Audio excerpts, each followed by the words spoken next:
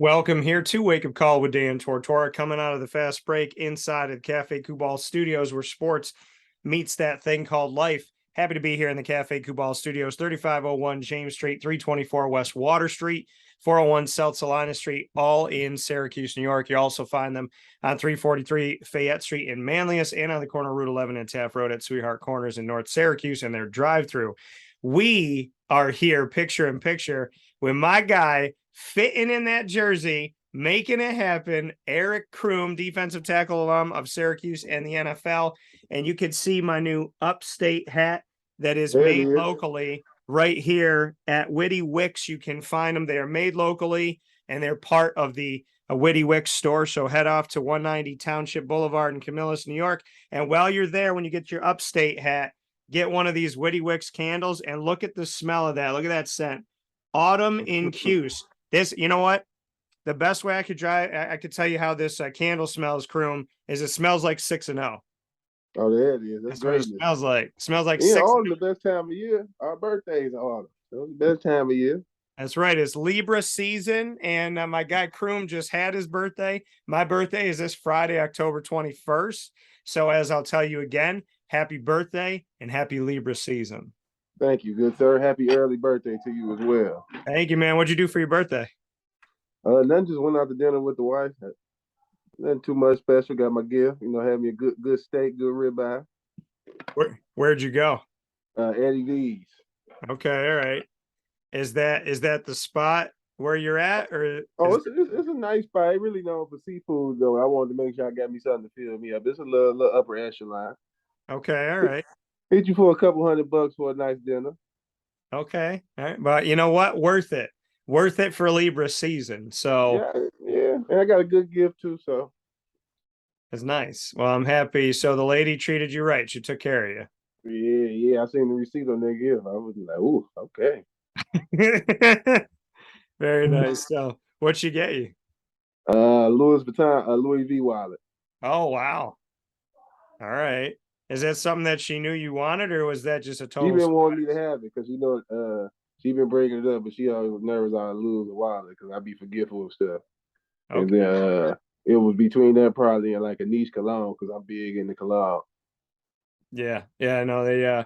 I got. I think that I probably have my best cologne line right now in my life. I would say I probably have the best one. Because right now, and you could tell me, but I have Invictus, which is in a trophy. I just got the platinum, the EDP. Oh, you did? So I got Invictus. I got Dolce and Gabbana. What, light blue forever? Which one? I have the like the orange one, like the original, the orange looking one. So I got Dolce and Gabbana. I have Acqua di Parma from Italy. And I have Acqua di Gio, Giorgio Armani. I had that a long time ago before people started getting on. The highest selling men's cologne of all time. What'd you say? It's the highest selling men's cologne of all time. Yeah. So I got Giorgio Armani. What else I got? I got I'm thinking I'm missing somebody. Oh, I have Tommy Bahama St. Kitts. Yeah, I done dove way too deep in it. I ain't expect it to turn out like this. I got like 40 bottles, I think, like right now. Yeah. I think this is the best smelling line of colognes that I've had, to the point where I wake up in the morning and I'm like, I don't know, what's today feel like? Is it an Aqua? Yeah, that'd be the fun part. Like it replaced almost like my shoe hobby because I ain't got to worry about competing for the standing line for shoes like I got to do for fragrances. See, I have a hat problem. Not a problem. I just have. There's actually right off screen here. There's it's actually a spin wheel. I should put it on the video on the show someday, but I have a hat rack that has like 200 hats on it, and I can spin it and stop it and pick my hat for the day. Oh, yeah, you different. And not only do I have that, but so I got the hat rack, then I got another like whole bit, like you would think that normally you use it for laundry. I got a laundry bin filled with like my new hats. Then in my closet, I got other hats and my white hats that I want to keep away from everything, keep fresh. You got like 400 hats? Bro, I got hats everywhere. I probably got like 300 hats. So. Yeah, that's ridiculous. I got a problem. And I just bought this the day that the upstate hats came out at Witty Wicks. I went off and bought it so I could wear it for the show today, and got my new Autumn and Cuse candle that, like I said, smells like 6-0, and it's got some orange on the top here. So I got to ask you, Crume, what's it feel like to see your boys be 6-0? Oh, proud alumni. It's good, especially because like my D coordinator, I coach high school, be talking Jug. He talking about when we beat Wagner. He's like, "Who is Wagner, crew?" I was like, "Hold on, don't be acting like the school you cheering for." Well, I said, "You don't say nothing when Alabama played 10 lollipops or the SEC played 5 lollipops out of conference schedule. Don't get off my boys." Then we came back NC State strong. I like it. It's fun to watch though, just like seeing them play good football and they look like they're having fun again. So it's really just fun to sit back and watch play ball. Yeah, man, it's been an awesome season so far, and I've gotten to see every game except for one because they've been at home like crazy. So playing 5 out of 6 at home to start the season, and then they'll have a gamut now as they will be at Clemson, they'll be home against Notre Dame, they'll be at Wake Forest at the end of the season, at Boston College, at Pitt, and then they have Florida State at home. The only game that they'll play at home in November, which is on November 12th. Through the first half of the season, I didn't know that these graphics even existed, because right when the game ended against NC State, there was on the new video boards at the Dome, there was a giant S and it said bowl bound and it had confetti. And I thought, wow, this must be what it's like to be at Clemson or at Alabama, that you're 6 games in and you're bowl bound. What are your thoughts about the fact that Syracuse is halfway through the season and are bowl bound at 6-0? No matter what, they're going to a bowl game with half of a season to play. I think it's just good, just because it gives the program a good stamp again. Always be able to play in the postseason. It's just a good feeling.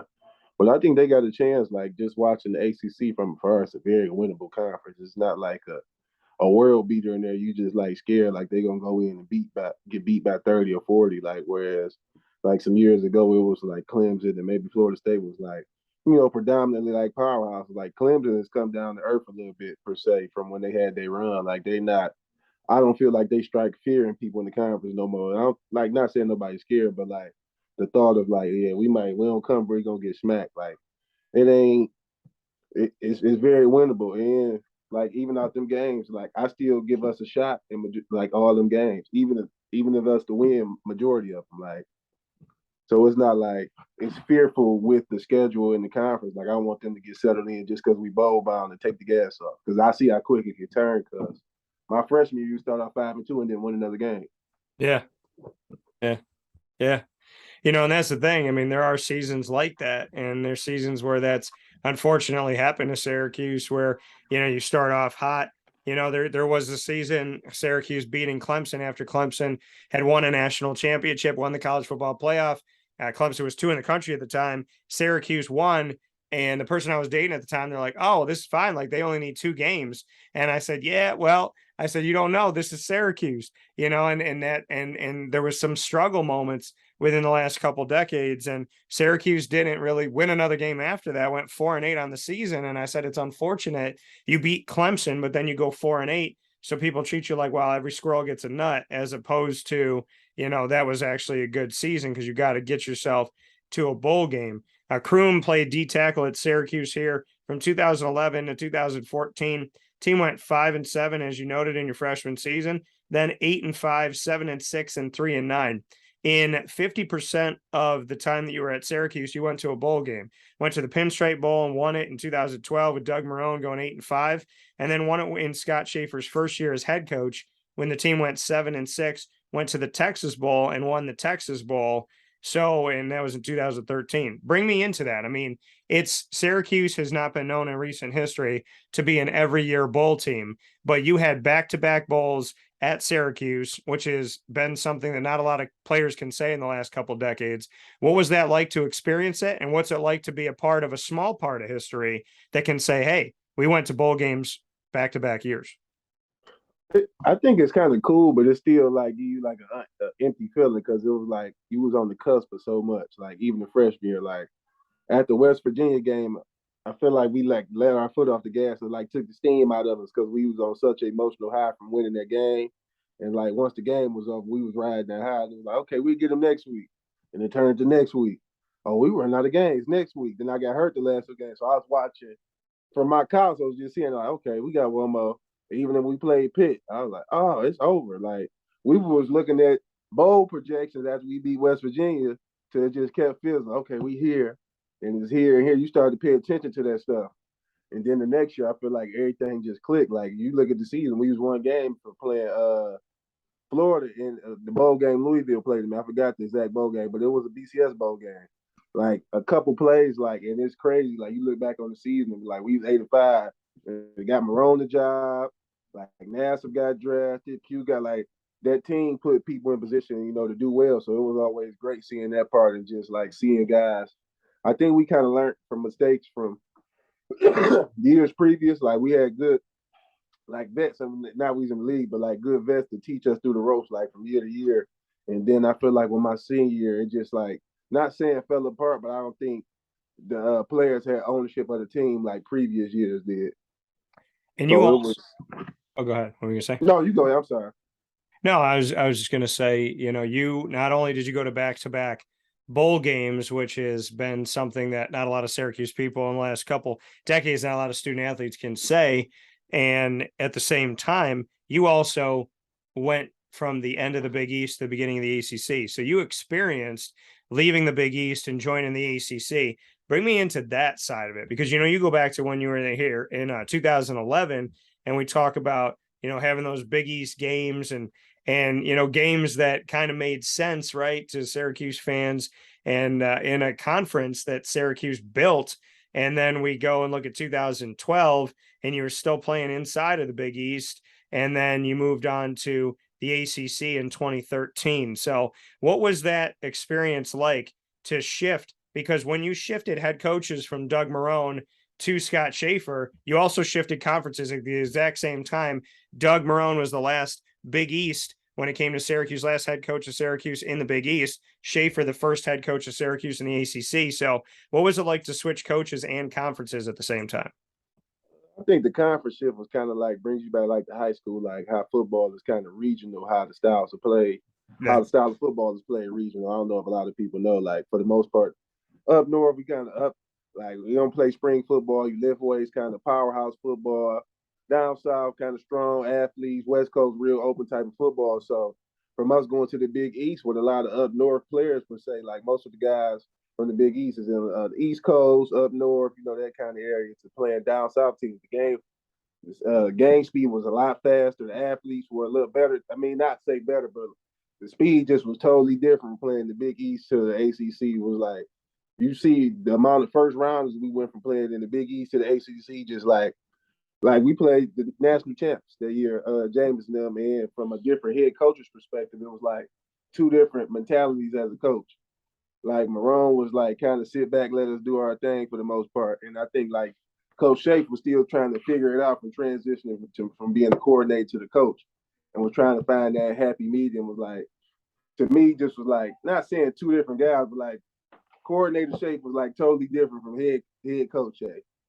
So, and I think it was like it kind of put a weird dynamic in our team, especially going from, a lot of senior laden team to guys trying to transition to leadership roles, and it's a lot of guys trying to figure it out. Like we first got there, we knew the leaders was. It was a lot of vets had stuff established, and as we kept getting older, and the coaches changed, so I think he's trying to figure out who we want to put in place for leadership, who's gonna lead the team, and what kind of identity we're gonna have. And I just think it didn't go well with the transition also from the level of players we playing against. So, I mean, in your opinion, when you look back on it, I mean, is this why Syracuse struggled so much? Because there was too much change at the same time, that there was a change from the Big East to the ACC. There's a change from Marrone to Shafer, and Shafer being a first-time head coach. And at the same time, amongst all of this, there was, a change in leadership and a change in who the vets were. Was there too much going on that kind of worked against Syracuse? Of course, I can't probably tell you the exact amount, but I'm pretty sure we had 5 quarterbacks and 2 offensive coordinators the last 2 years. Yeah. Some starting quarterbacks, just what, Terrell, AJ, who else started? Austin, like in a 2-year span, had 2 different offenses. And you recruit guys to McDonald's offense to fit what he's going to do. Then you switch it up, so the scheme changes. Then the quarterback gets hurt, so he never get a chance to build a rapport with a coordinator. Then we just couldn't put it together. There was too much stuff going on, and a lot of people was getting hurt too. Like you couldn't. It was nobody who was really dependable. Like when you look on our roster, as like you only could count on a certain group of guys for the most part, which most teams are like, but just availability on our team. Like guys was just dropping. You're the only team that can say that you were part of the transition. Everybody who was on that roster in 2013 are the only people can say we were the first ones in the ACC in Syracuse. That team is historical in that switch. You made it to a bowl game. You went to the Texas Bowl. You went 7-6, had a winning record. When you look back on this, knowing that Syracuse has now been an ACC team for almost a decade, next year it'll be a decade. What did it mean to you? What does it mean to you that your roster of brothers and yourself are the only people that can say, hey, we're the ones that transitioned the program. We're the ones that that literally had to go from playing all these teams, from playing the South Floridas and the UConns and the Rutgers and the Louisvilles at the time because there was that obviously a disconnect with Louisville when they stayed in the American for a season, but you were used to playing Cincinnati, Rutgers, South Florida, UConn, and so on and so forth. And now all of a sudden you're playing, NC State and Clemson and Florida State and you're playing Boston College again and more so and in the same conference and whatnot. So what can you say to that? I mean, the fact that you were on the roster that was part of a complete change in history that involved you guys almost feeling like you were playing an entire non-conference schedule because you weren't used to playing the other teams. I ain't really never think about it till you put it in that perspective. Like the Big East was fun too, especially for me because we got a lot of guys from New York and Jersey area, so they know a lot of guys from other schools. So you basically just jump in action. You only know about it. You tell that guy wasn't at the high school, the fun. But the ACC was fun for me. Like I love competition. Then it was like we get to play a lot of hot weather games too from being up north and like just an opportunity for your family to see you a little bit more on TV and just the game. So it was, you don't even think about the history part of it to after the fact. I know a lot of people say that like when they're in the moment, they don't realize they make a history or a part of history. But I never thought about it like that. Like we were, and you start thinking about funny stuff like when Louisville beat us my sophomore year, they were screaming ACC and they end up coming with us. Yeah. Like at the end of the game when they was winning, they was ACC and you end up coming with us. Like, and you start to think like, the games, the different opportunities you get to play, the different stadiums. Like I've never got a chance to play in Florida State if we didn't go to ACC. Just like the different environments and get to tell the stories. Like playing at Clemson was one of the best football experiences I ever had, just environment wise. And like I don't think no Big East school could match that. Like just environment wise. And you bring it up, and we'll get into a bunch of different things here with a defensive tackle, Eric Crume, joining the show here on Wake Up Call with Dan Tortora inside of the Cafe Football studios here for a very special Libra season edition of the broadcast. Crume just had his birthday, my birthday tomorrow, October 21st, as we're here with you Thursday morning on October 20th. So you talked about the experience of playing at Death Valley at Clemson. How would you describe it? And just bring me into it. Let me be a fly on the wall and be a part of this thing. Let me be, through your eyes, what it was like to walk into that stadium, play in that stadium, see the fans, be in South Carolina, just that whole environment that you had, that whole experience.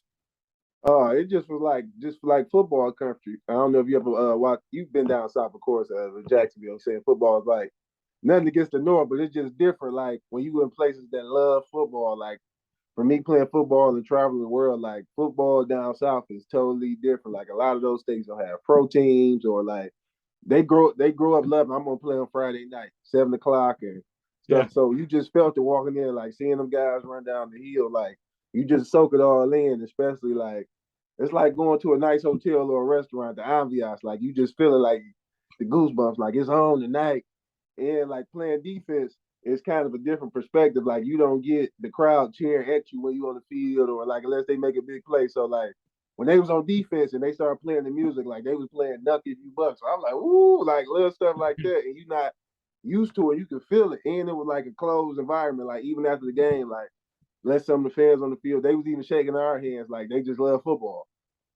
Like the kids was running up to us, and it was different. I'm like, oh, this okay. And you know, and that's the thing. And there's actually, I mean, some positives that have come here.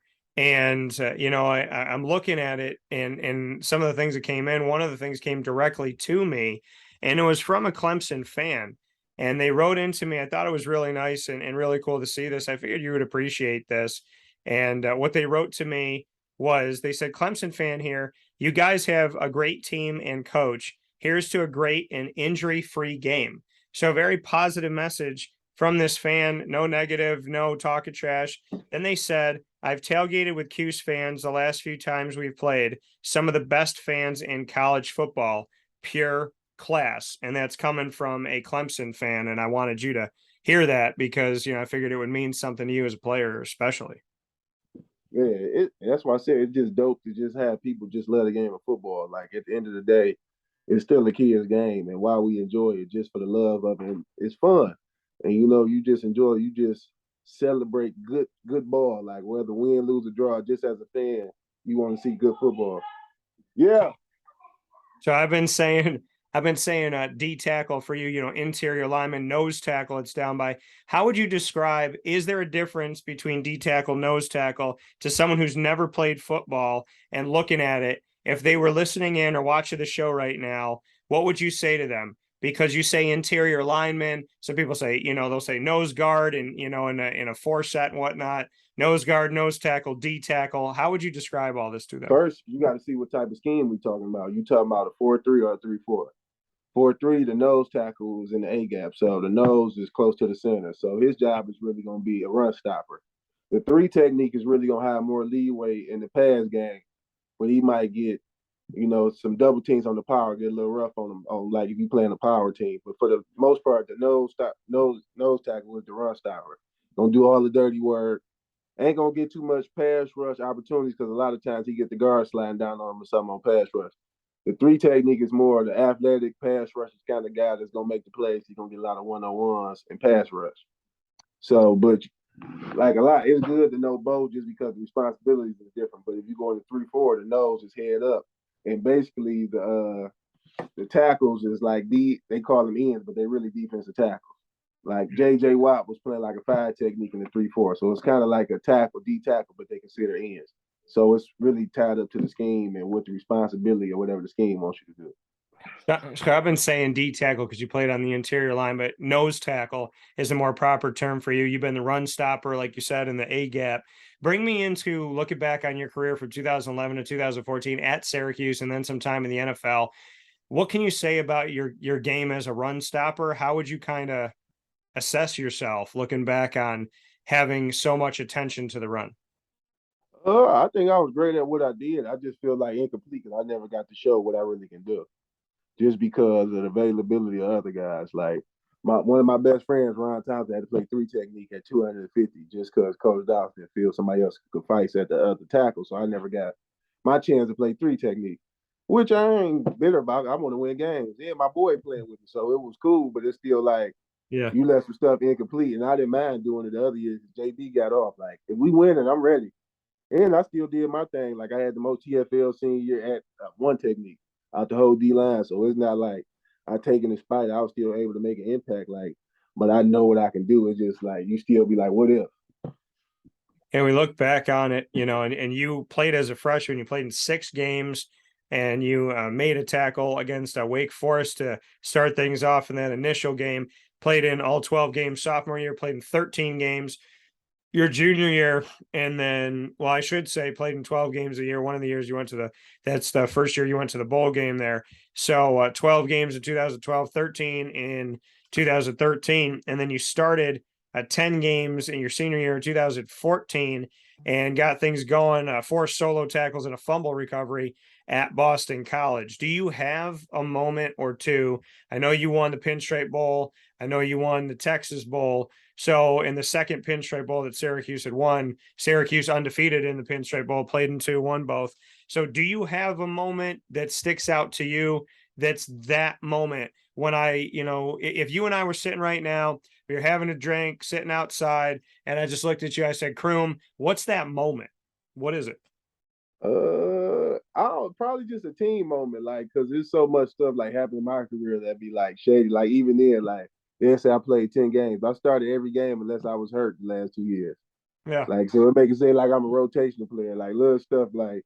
But I would probably say the Boston College game with Andre, what was his name, Ware or Williams was the running back, Andre and he Williams. was getting everybody for like 200, 250, and Coach Bullock came like in the meeting room.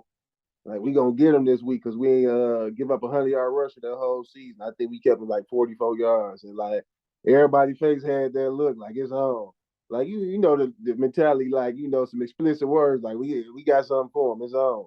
Shutting down. It was like everybody, nobody gave us a chance to leave stiff arming guys on film, and you just had that look like everybody had that look. We went to like almost like a goal line defense that game, and was like he ain't getting nothing, and it worked too. So it was just like our first time banding together, just like, nah, we ain't going for it today.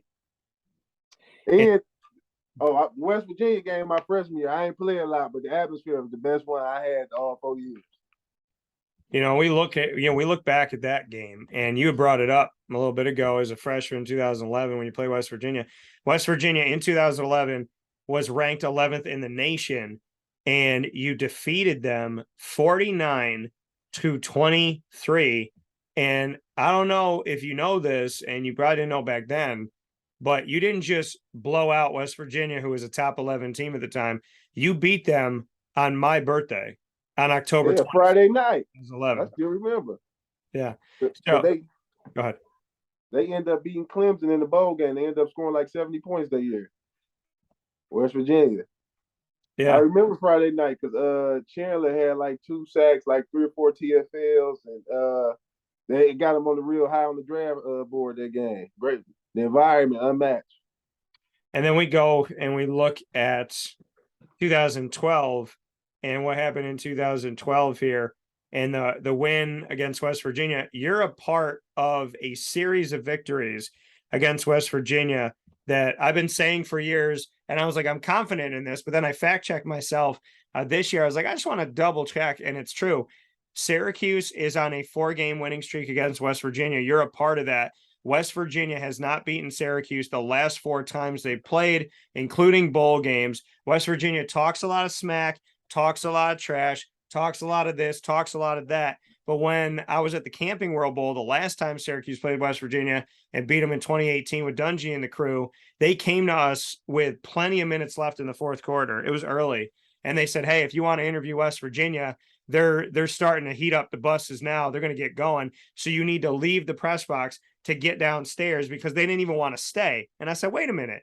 They talk trash all the way into the game and they can't talk to the media for 5 minutes after the game. I said, I've never known a Syracuse team to refuse the media, but just so you know, you beat West Virginia. And then in 2016 or 2018, when Syracuse beat West Virginia for the last time to have this 4-0 streak against them, they literally told us in the media, West Virginia is about to hop out.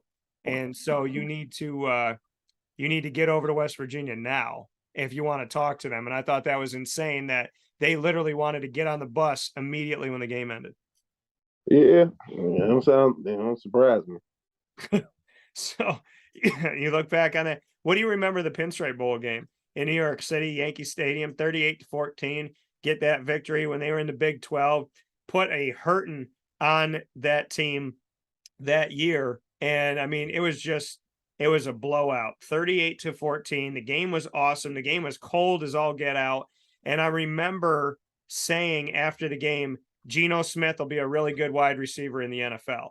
And credit to Geno. He's done some good things at quarterback last season when Russell Wilson was hurt, and he's done some good things this season. So I'm gonna give credit where credit is due. But there is some truth to the fact that he wasn't really pushed because Big 12 not known for their defense. And I don't know if he played a defense. I don't know if that offense played a defense of your caliber all season. When they did, and it was 12 degrees outside, and it was snowing, and it was cold, you guys handled business. Prince Tyson Gully on the ground, Jerome Smith on the ground. This whole team, Cam Lynch had a safety. Ross Krautman, my guy, he started off the game with a field goal and ended the game with a field goal. This was such an awesome game. And to me, it was the game that exposed Geno Smith. So I'd love to get your thoughts on the game. We knew we was gonna win. Not to sound cocky, but like even from the year before, like I just think those one that match. That's one that match up. Coach Shea got his number. Like you know how they say through sports, like somebody got your number. I just think like what Coach Shea wants to do is all can always match up well of what Gino struggles with per se or whatever. Like he just a good matchup for Coach Shea for heavy slicing. Like we was running some of the same thing, he couldn't figure it out. That was like kind of like the same thing when he was like, "What does Gino smell?" Like, couldn't figure it out. Going forward, you don't ever want to throw the shade on another player and hope more the best. And I was like, you asked me, wasn't nothing special. And it was just like, if he can't figure this out, I don't know. But he doing this thing, so I ain't gonna never shade another man. But just as a competitor, I think we just had their number for our scheme wise. Here with Eric Crume, nose tackle in the history of Syracuse football. Much love and much appreciation for my guy Crume. Many years that we have talked on and off the air. And so we are here inside the Cafe Football studios. I'm wearing my upstate hat from Witty Wicks. Got my Autumn and Cuse candle from Witty Wicks as well. You can get all this stuff, deck out your studio, deck out yourself by going to 190 Township Boulevard in Camillus, New York. And if you're out of Central and Upstate New York, living somewhere else, like Crume, you can go to wittywicks.com. So make sure you do that. We're talking Cuse here with one of my favorite people, and we got to get into that Clemson game. When you went into the ACC for the first time in 2013, and you were that transitionary team from the Big East to the ACC, like we've been talking about, Clemson was third in the country. You lost that game. You went up against Taj Boyd. What do you remember about Taj Boyd and what he did as a Clemson quarterback? He was composed and he was like a good competitor. Like he wasn't really talking trash. Like one time I tackled him and I helped him up. He dapped like he just was a competitor. Like you could tell he enjoyed playing ball. Like we threw the house at him. It was like he just wanted to get rattled. Like even the one he threw to Sammy. Now this is a story I tell everybody when Sammy Watkins caught that touchdown because I never seen nobody change gears that fast. Like you talking about the story I tell everybody I coach with probably heard that story. Because we blitzed. I still can remember. It was like, I don't know if it was 94 yards or 96 yards, Sammy Watkins. Because, but then you could just tell, like, the different speed and, like, the caliber of players we was playing. Like, you enjoyed it if you were a competitor. Like, when we saw Vic Beasley for the first time coming off the edge, he was, like, one of the fastest people I seen coming off the edge at that time, like, when he first was getting on the map. And then, like, you think of the guys we played at Clemson. We played Clemson, they had Sammy Watkins and Martavis Bryant on the same thing. And it was like the guys you end up seeing like get drafted and have great careers, you realize like, oh, them the guys we playing against. So like even Clemson, like how many top teams we played going to the ACC, how many games we played ranked teams, like little stuff like that. But Clemson was great. Like it was just a good football team. Like you see Rome break the big run, but it was like they never let us get close enough to strike. So that's why I remember about that game. Yeah, Rome had the 66-yard touchdown run. And when you bringing that up, I start to see that flash in my head. And I remember the Sammy Watkins. I don't know why I thought it happened earlier in the game. It happened in the third quarter. But fourth quarter. Because he was injured in the third quarter. Dan, I'm telling you, I told the story about 100 times. If I'm not mistaken, I believe it's the fourth quarter, about 6 minutes ago. There was 40 seconds left in the third quarter, is what it's on the 96-yarder. I thought that was in the fourth because he had a sprained ankle. That put us to bed. He was out like the whole. It might have been the end of the third because he was injured the whole quarter. He limped. I still remember. We ran a blitz, and we thought he overthrew it. This man was jogging the first half of the route, and the ball got in the air, and that's it. Looked like somebody put a rocket in his pocket.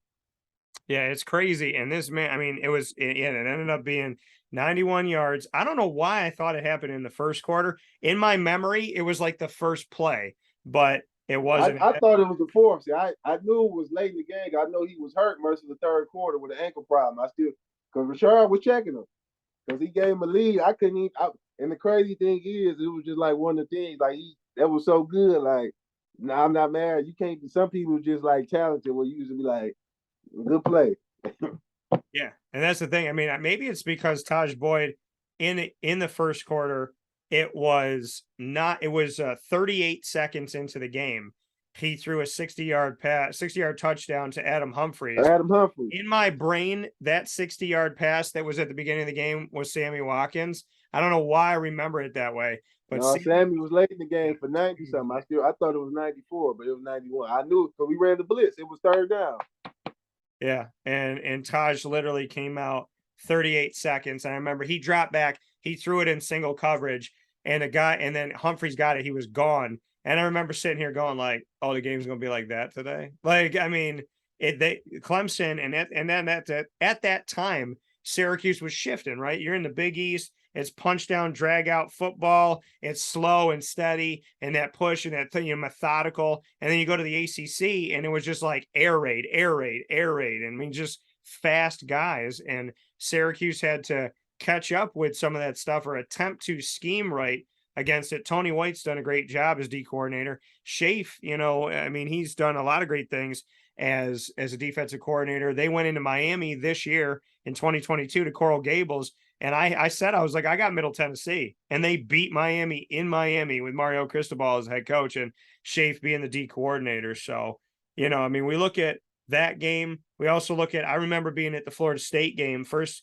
time I ever went to Tallahassee, 59-3. I'll never forget that game. They were ranked 2 in the country at the time. And that was the first time y'all went to Tallahassee. What do you remember about that trip to Tallahassee and what that experience was like? Because I saw Florida State there. There is a different type of tailgating that happens down in the great state of Florida. So what did you take away from Tallahassee and going to what I call Hogwarts? Because it looks like a castle on the outside.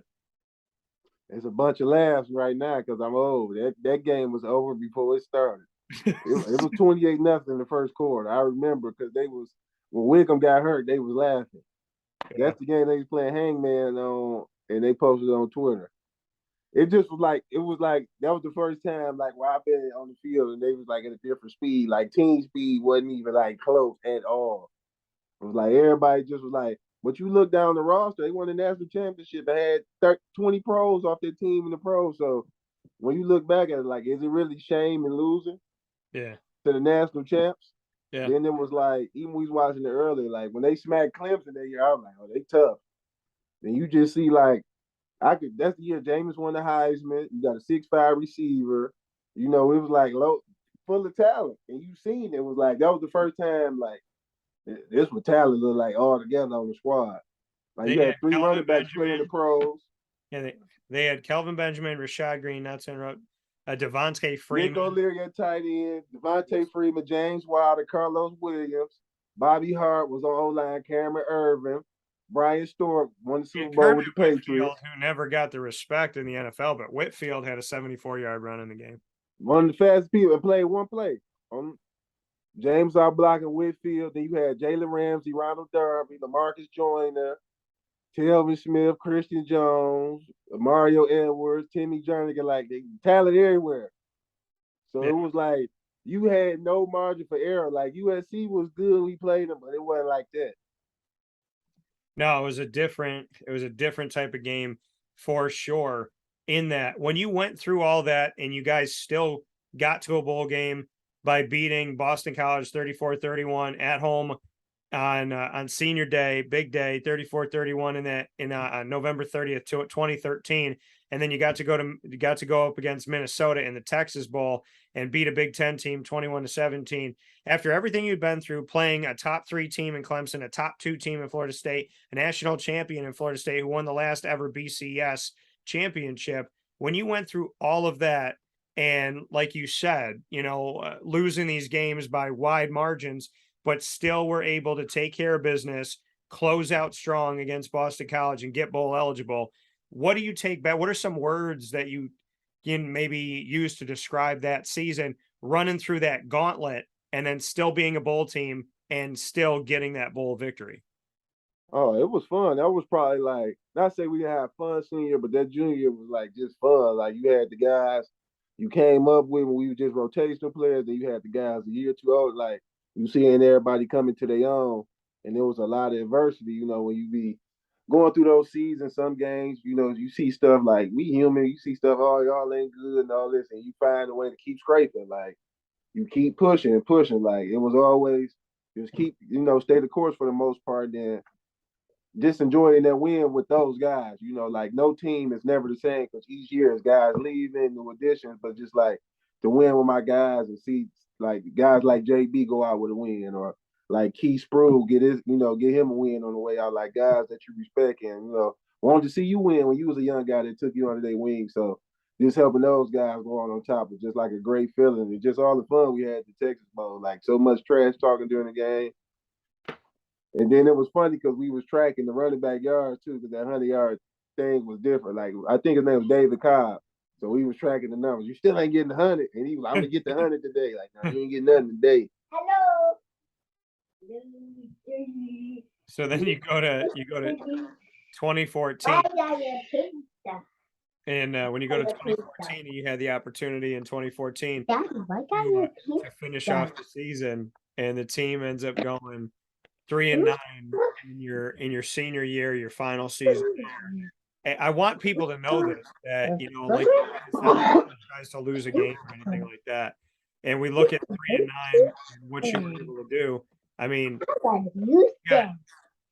you got Cam Lynch, Dyshawn Davis, Richie DeGier, Darrell Eskridge, Darius Kelly, Brandon Reddish, Marquise Hodge, Ron Thompson, Rob Welch, Zaire Franklin, Julian John Raymond, Micah Robinson, Chauncey Sism, Antoine Cordy, and on and on and on, and Josh Kirkland, and so on and so forth. I mean, Corey Winfield. You guys had talent on that team. And you had a lot of guys that had NFL looks as well, including yourself. So we look at a 3-9 season. Yet when I look at that roster, I'm not disappointed at all by the level of talent on that roster. And I know, I mean, pretty much the entire defense has been on Wake Up Call.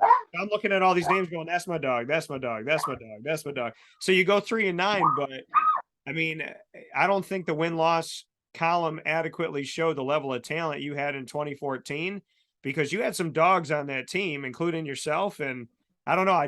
When I look back on it and I see the roster, it doesn't add up that 3-9 is how y'all finished. Everybody you named was on one side of the ball. Yeah, word. And no shade to offense. I'm just saying we couldn't score no points. Yeah, we was number 30 in defense and 100-something in offense. And just be realistic.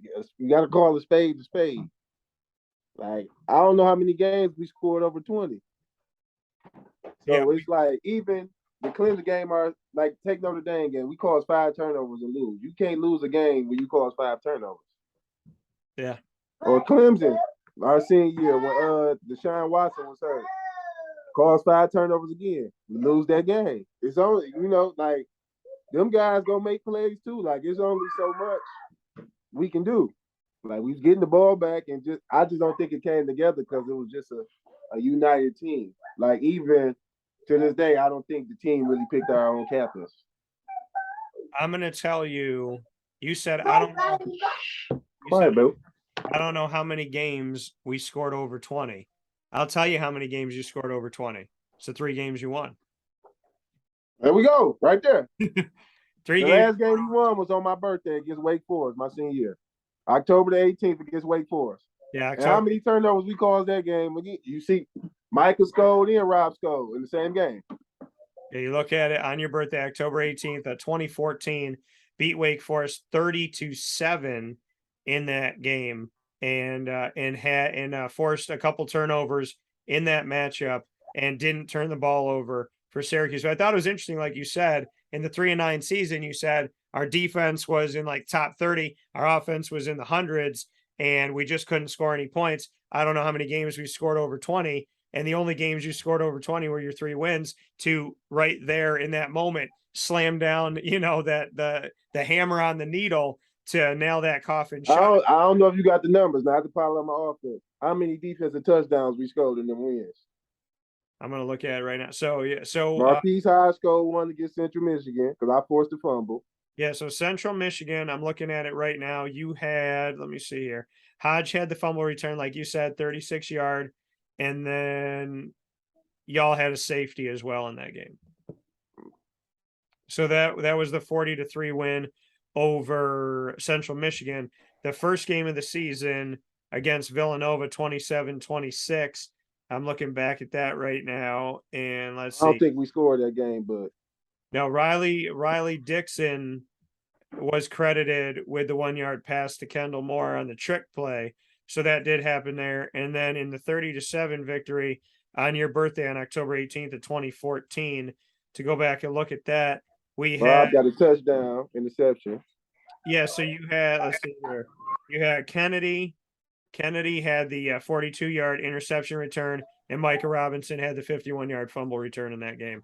So you look at that and say that Cole Murphy had a field goal, AJ Long had a 4-yard run, Cole Murphy had 2 more field goals and 2. So the defense had 2 touchdowns, the offense had 1 touchdown, and Cole Murphy had 3 field goals in that game. I ain't a rocket scientist. I'm just saying you can't deny facts. No, I'm literally saying I don't want to sound like I'm just the Angry Bird teammate. No, but you're telling the truth. Just the numbers. Like I'm just saying, like if we top 50 in offense, you don't think we get 3 more wins? Because maybe we top 25 in defense with a couple more points. We tired. Like Clemson, I still remember I played 80 plays against Clemson. That was one of the worst games I've ever seen in my life. I'm doing something. Offensively, one of the worst games. And I just talked to somebody about that recently. 16-6. The offense could not score. You guys went into Clemson for the first time ever in the ACC. They were ranked 21 in the country. It was the first time you took a trip to Death Valley. And shout out to our guest that we have here with us. Crume, would you like to interview our guest, or would you like to announce? What's your name, Pooh? Jada Crume. How are you? Good. I've heard a lot about you, all about you. I go on the field trip. You went on a field trip? Where are you going? Apple Orchard. You went to the Apple Orchard? Nice. I like that. That's the butt. Okay. Can I get a high five? Yeah. Give me that. Okay. Can I finish the interview and we can play? Yeah. Okay. Stay away from you. You gonna stand away from me? Okay. How old is she now? 5. 5. That's crazy. I remember you sending me a video of her knowing how to use the iPad and put shapes and colors together when she was 1. Nuts. How's she 5 years old right now? Yeah, my son to be here in about a month and a half. You excited? You ready? Yes, sir. Do you know what you're gonna name your son? Junior. What is it? Eric Jr. You ready for your brother? Yeah. I'm having a brother. You having a brother? You ready? Crazy. Well, congratulations on this, and I look forward to your son being just as smart as your daughter, because she was I tell you, the video you showed me of her one, there's no way I'd be doing all types of stuff like that. Watch out for that phone, honey. They go fast, man. They go fast. Yeah. You say 5 years old. That's crazy. So to get back to, and I think she could have scored more points against Clemson if she was on our offense. Having a big brother. You having a baby brother? Okay. But looking back on that, 16-6.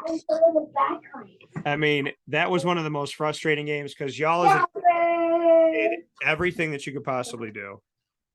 You're in Death Valley for the first time as an ACC team. You hold them under 20.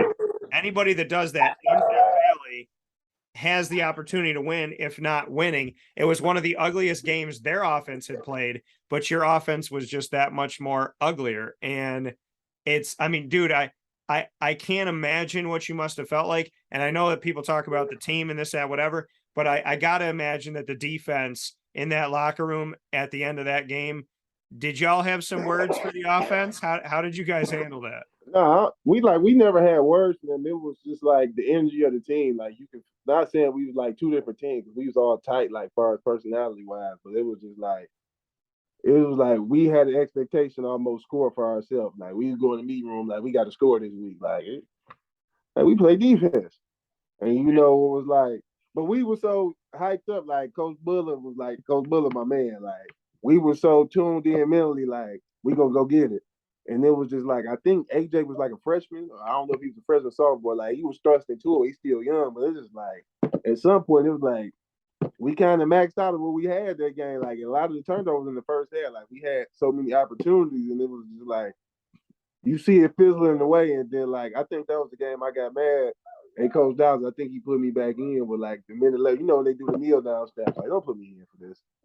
And it was just like you get frustrated, but it was never like you go in there, y'all got to score some points. It just was like it was more like a disappointment more than like anger. Like, man, again.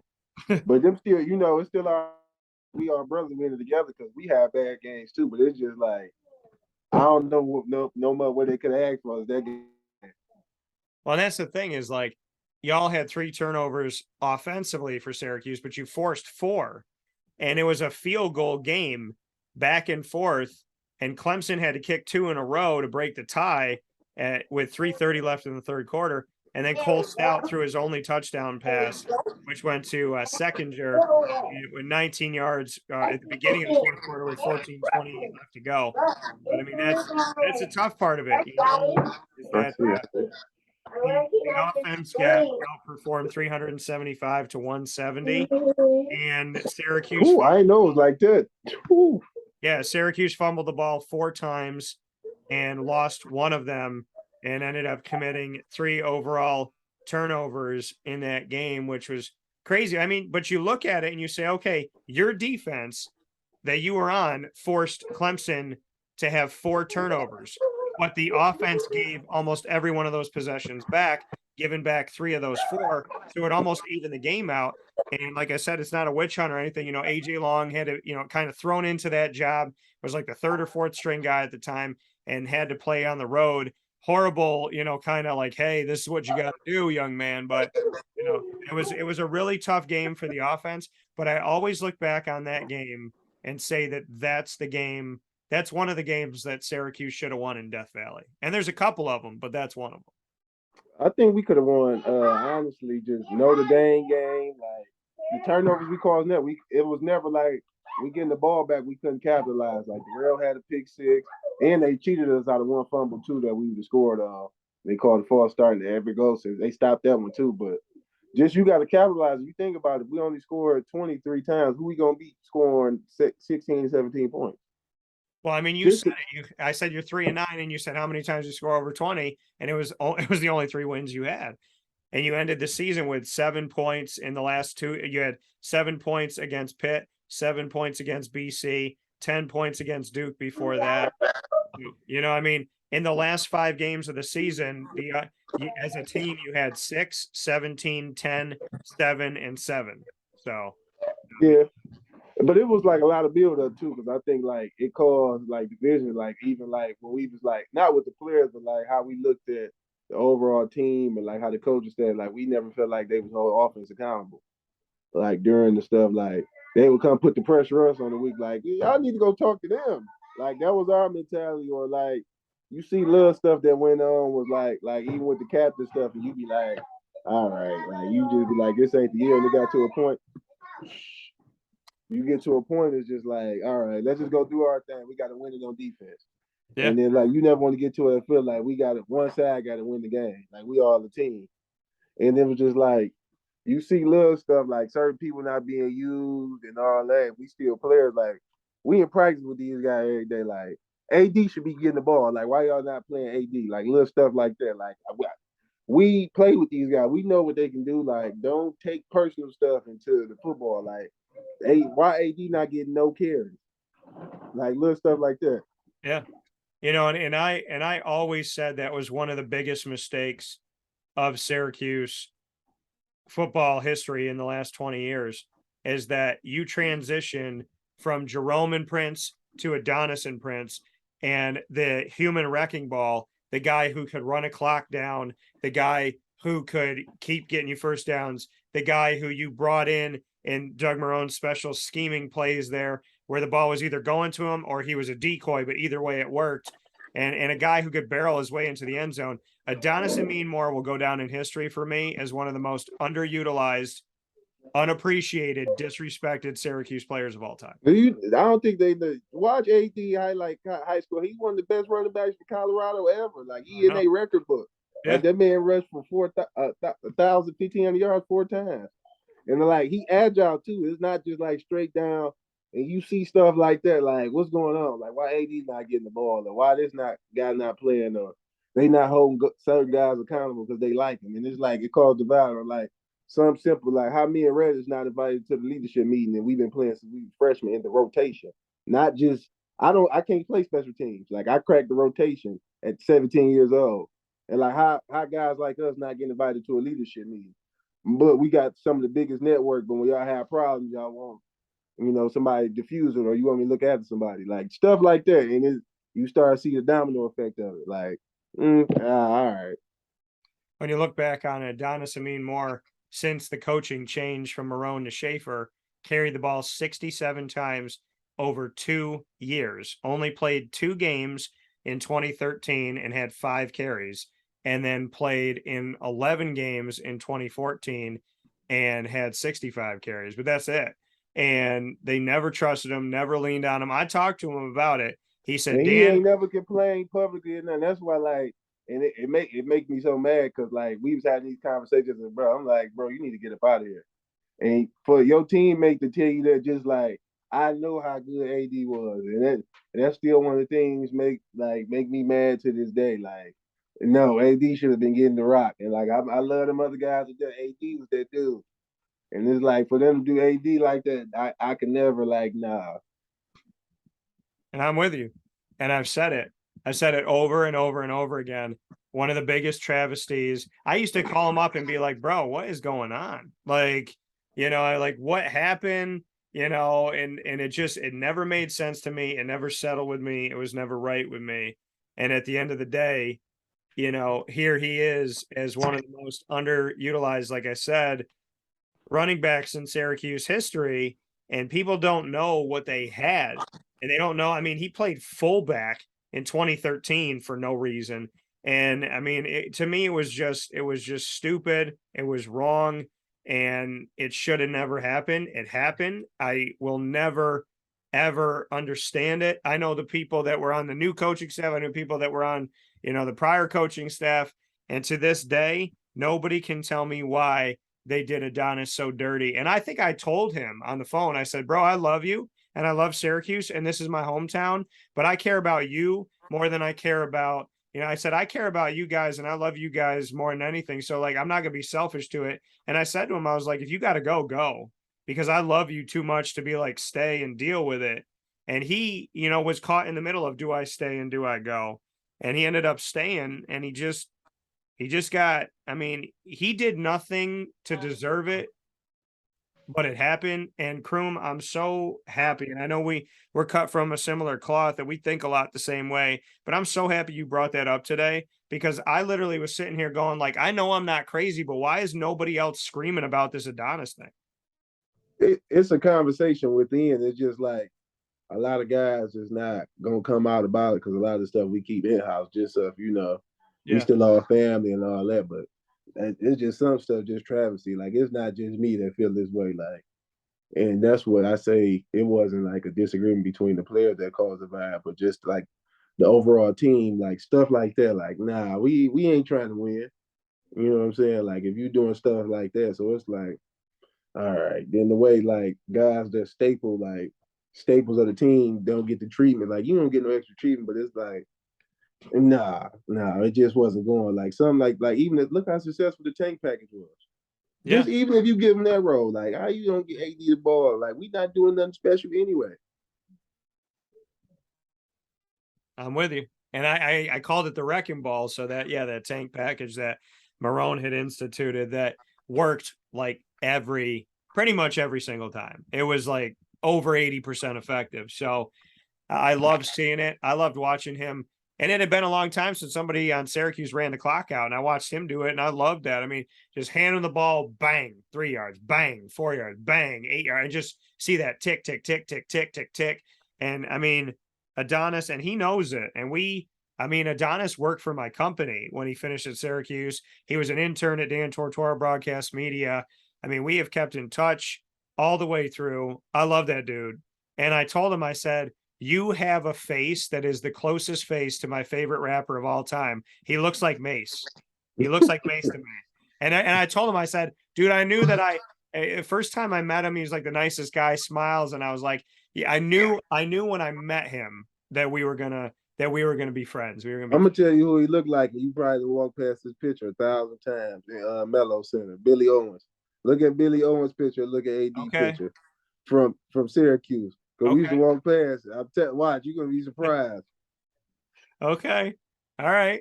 Yeah, because I had Wait till you see they Cuse picture, and you don't walk past that picture 1,000 times. They ain't paying no attention. That's crazy. No, I can understand. I can probably roll with that. He definitely to me looked like Mace though. Every time, and I told him like every time we talked, I'm like, bro, I can't unsee it because I love Mace. But yeah, but that's just like frustrating, like stuff like that. When players see it, the thing is like as you keep maturing, especially like when that stuff is happening, we was upperclassmen, so we've been around to see like the intricate, game of college football and some of the dirty work, and it's just like, nah, they making stuff personal, and it's like, nah. it doesn't need to be that way.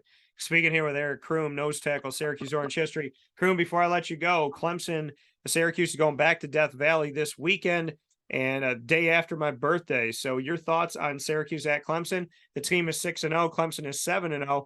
If Syracuse were to win this game, Syracuse would take over first place in the Atlantic Division and would have control of their road to the ACC championship, which would be their first one ever. I'm not trying to get ahead of myself. I'm just saying if and when Syracuse were to win this game, they're in control of the Atlantic Division unless they give it up. What are your thoughts about Syracuse going to Clemson? Statistically, there's a lot of similarities. Statistically, Schrader is better than DJ in some cases. Statistically, both teams have a running quarterback that's second on the team. Statistically, Shipley and Tucker aren't that far off. Statistically, the teams score almost as many points, 38.6 for Clemson, 36 for Syracuse. Statistically, in the turnover margin, Clemson with an extra game +6, Syracuse +5. So on paper, Syracuse, even though they played one less game than Clemson, there are a lot of places on paper that make Syracuse look just like Clemson, even though Clemson is almost 2-touchdown favorite in the game. What you got for this? Man, I'm rolling with my boys. I like Schrader. He like a grown up at quarterback, like a real.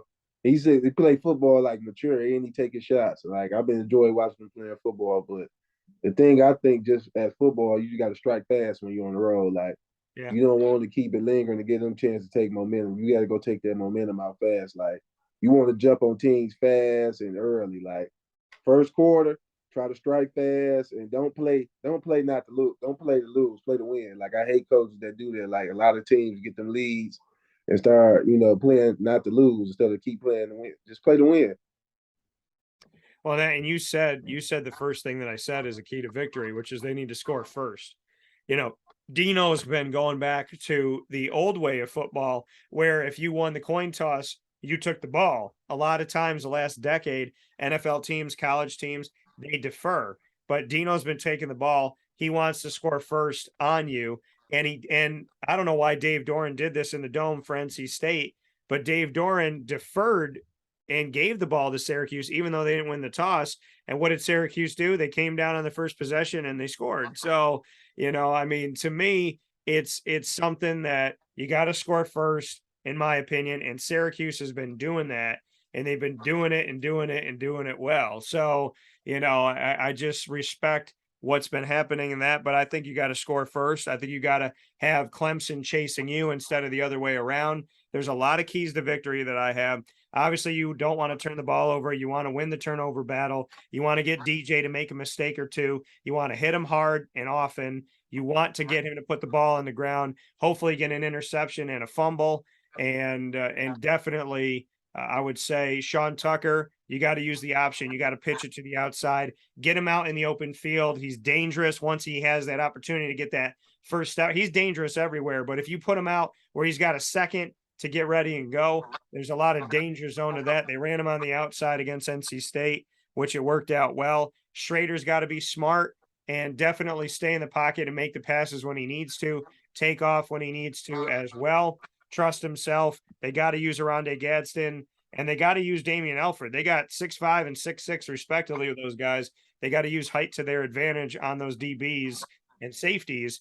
And, I think all of those are a key to victory, as well as the fact of just, really putting pressure on DJ and putting pressure on him early, and then just, trusting in your team. But I think scoring first is a huge part of this whole thing, in my opinion, when you take a look at this. So, final thoughts or anything else you want to add to that, Crume?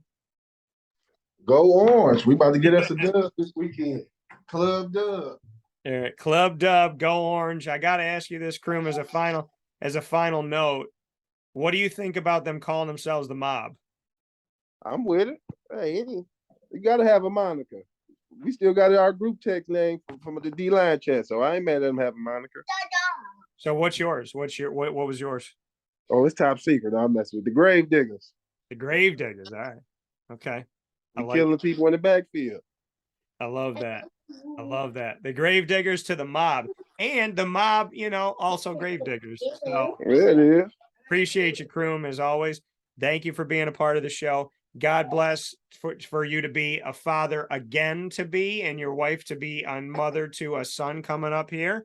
So hope all is going well, staying healthy and staying safe, of course, and staying happy. My shout out to your daughter again. Can't believe she's 5. And dude, just much love to you as always. I got all the respect in the world, and I can't wait. I hope I get to see you face to face soon, man, because I love you, brother. Yeah, I got to get back out there. They went out there this weekend. But I told them I've been coaching high school football, so we play Friday night, so it'll be hard for you to get up there. All right, man. Shout out your team. Where are you coaching? Oh, Orchard Lake St. Mary's. We about to get this playoff run. Go Eagles. All right. So pay attention to that out in Crume's area in the great state of Michigan. And Crume, as always, talk to you and to the family. I look forward to talking with you too. Mm-hmm. Say bye. Bye-bye. See you. All right, Dan. See you tomorrow.